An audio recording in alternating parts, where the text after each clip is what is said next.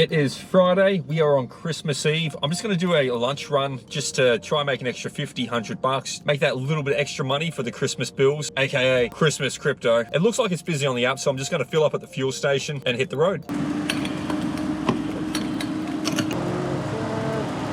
So just kicking off the shift, I'm going to a different zone, not my normal zone. I'm going to Khan's turf. This is my turf. This is my turf. The bro's gonna come at me with like a tire iron for stepping on his territory.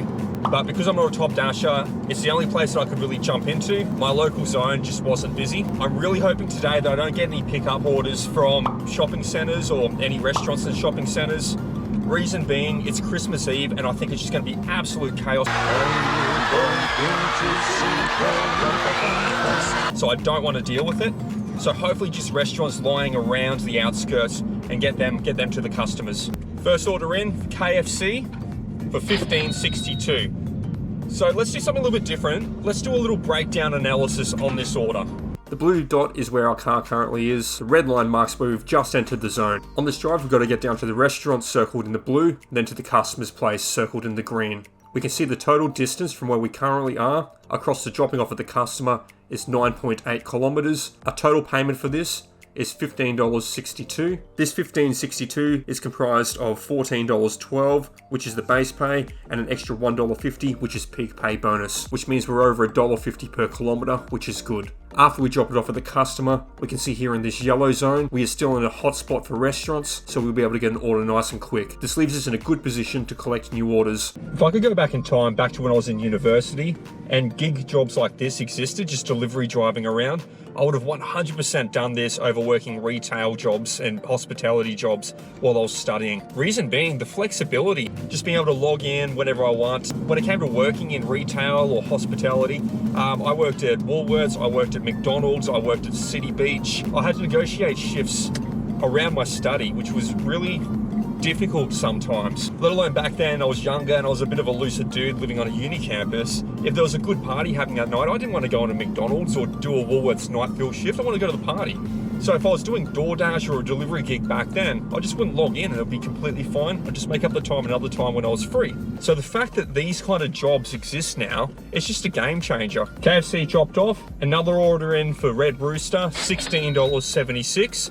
Let's break this order down. This order starts in the middle of a good zone. We have a straight run through, stopping at the restaurant, before finally stopping at the customer's place. The total drive is 9 kilometers, which puts us over $1.80 per kilometer. Unfortunately, this leaves us out of zone, which means we have a little bit of driving to do before we can get back to getting orders. We need to cross that red line to get back into zone. So getting back isn't too hard, so we'll be able to get to restaurants relatively quickly and keep the dash going. Overall, total pay is $16.76, made out of a base pay of $15.26 and a peak pay bonus of $1.50. So that is amazing.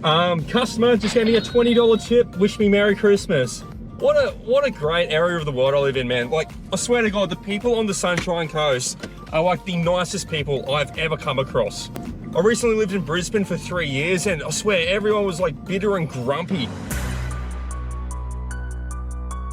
I've just switched zones. I'm heading back to my home zone, so my local, where I know I'm backwards and forwards.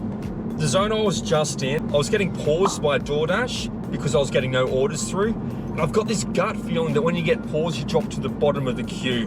So I was just getting stuck, being cycled to the bottom of the queue over and over again. So I wasn't getting anything. Got an order in for my home zone, Coles, $13.85. Let's break down the order. So we've just crossed the zone line where we can start receiving orders. We're being paid for our mileage to get across to the Coles supermarket, and it's not too far from there to get to the customer's house. Our total distance is 8.9 kilometers, which is just over $1.50 a kilometer, which is good. Another thing to note on this is 17 items. So this is the size of the Coles order and the amount of groceries that we're picking up. If we start to see 100 or 200 items, we'd start to consider if this order's worth our time, especially with loading into the car and loading out to the customer's house. After the order's complete, we can see we're still back in a hotspot, ready to receive more orders. Overall, this is a good order. Total pay is $13.85, which is made out of $12.85 on base pay and $1 for a peak bonus. This brings us in at over $1.55 per kilometer. So I just finished up and fueled up. The last 4 orders that I was offered was all for Coles and they were out of zone.